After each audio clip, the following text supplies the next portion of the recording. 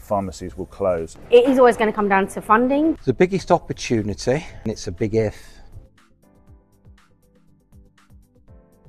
What would be the one thing you would prioritise as the key thing to get from the next contract? We need the next contract and the ensuing contracts to bring stability to the pharmacy markets. We need to see this government start to stop the trend of decline, to make sure that funding matches the cost of providing NHS services and starting to close the gap.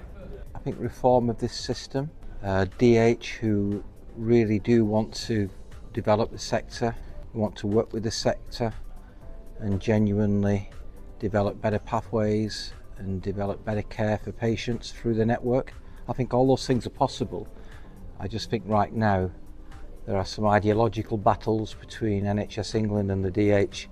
I think it really does need to be investment so that we can run those pharmacies to the absolute best that they can be, so the patients get the best care that they need. So we need to fundamentally have money put on the bottom line to just increase the revenue that comes into community pharmacy. What do you think is the biggest opportunity and the biggest challenge for community pharmacy right now? The biggest opportunity, and it's a big if, could be the 10-year plan.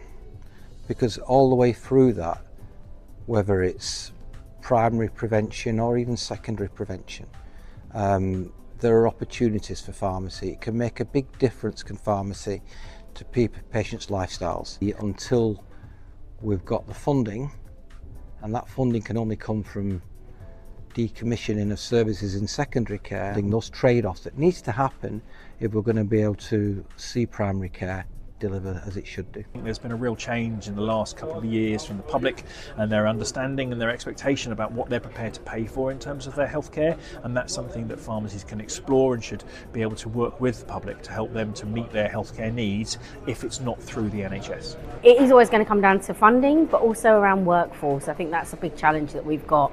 And so we need to think differently around what do people now want when we're looking at workforce. I think more people want portfolio careers, and I think we need to embrace that as contractors and pharmacy owners. And then hopefully we'll be able to maybe slow down the rate at which people are leaving community pharmacy. One of the big challenges is funding.